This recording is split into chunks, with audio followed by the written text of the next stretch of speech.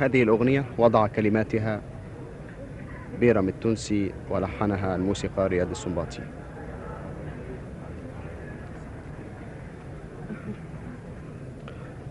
تقول الأغنية: في الوادي البسام الفرحة هزت أعلام، والنيل ترنم أنغام، يا سلام على عيدنا يا سلام. النصرة في كل مجال كتبتها سواعد أبطال، وأماني حلوة وآمال في إيدينا وكانت أحلام، يا سلام على عيدنا يا سلام. بجهدنا وبعون الله مقصودنا كله نناه، وعلمنا لما رفعناه نسينا الدنيا الأهرام، يا سلام على عيدنا يا سلام. همتنا من فيض النيل وارسنها من جيل عن جيل، في الشدة لنا صبر جميل وغرمنا بالحرب غرام، يا سلام على عيدنا يا سلام. عيدنا واشهد يا زمان في الدنيا وبكل لسان، لا يعلى على مصر مكان ولا يصعب على مصر مرام، يا سلام على عيدنا يا سلام. هذه هي كلمات هذه الأغنية التي تجد بها أم كلثوم لأول مرة.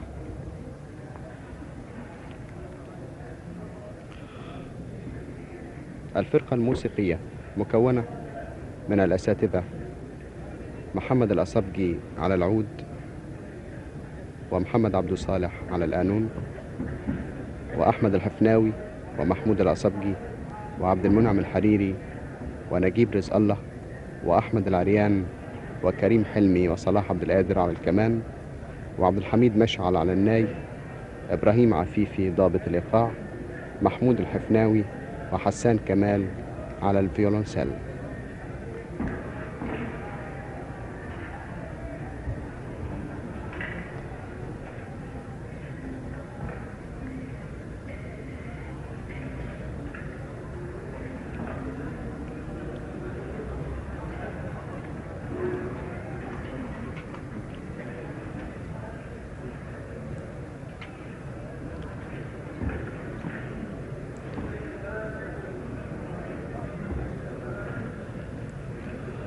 في أعلى هذا المسرح الفخم رسم يصور نسر الثورة، وقد أضيء بالنيون الأصفر، وانسدلت ستارة زرقاء اللون،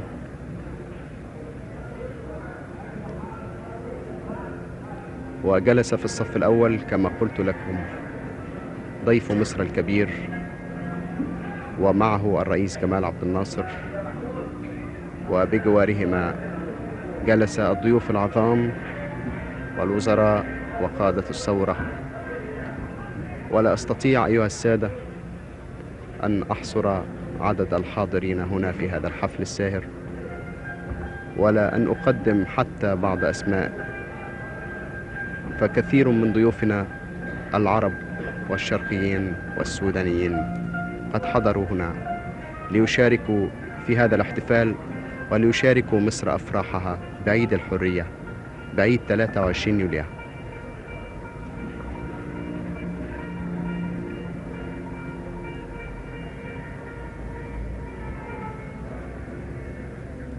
أما أم كلثوم أيها السادة فقد كانت مغتبطة حينما قابلتها لأسألها أي أغنية ستبدأ بها هذه السهرة. نعم، كانت سعيدة وفرحة ومستبشرة لأنها تغني اليوم في هذا. وها هي الفرقة تبدأ العزف لتغني أم كلثوم أغنية فرحة الوادي.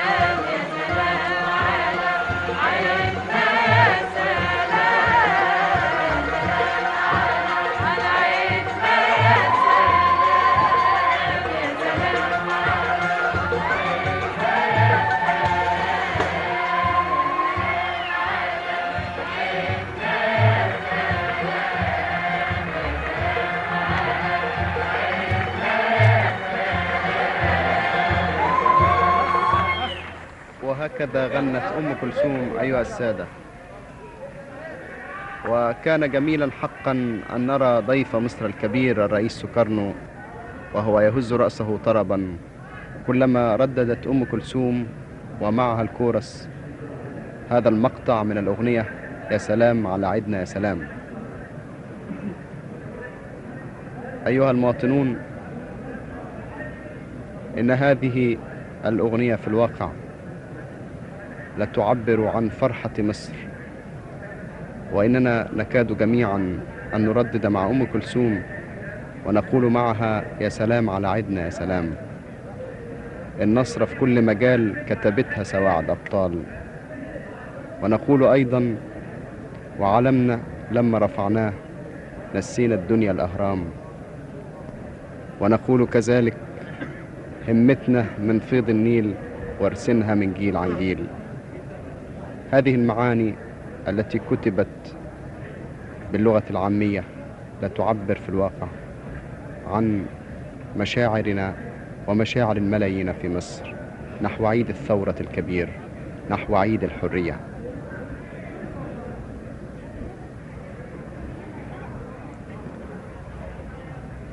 كان الحاضرون هنا جميعا يهتزون طربا بينما كانت أم كلثوم تغني وهي فرحة وهي مستبشرة. وأم كلثوم في هذه الأيام أيها السادة في أوج صحتها، لقد كانت كما قلت لكم سعيدة بأن تغني في عيد الثورة وتغني أمام ضيوف الثورة، أمام ضيوف مصر جميعا. أيها المواطنون، إلى أن نلتقي مرة أخرى في نادي ضباط القوات المسلحة بالزمالك لكي نستمع إلى الأغنية التالية لأم كلثوم. نغادر هذا المكان ونعود بكم إلى دار الإذاعة بالقاهرة، وإلى اللقاء.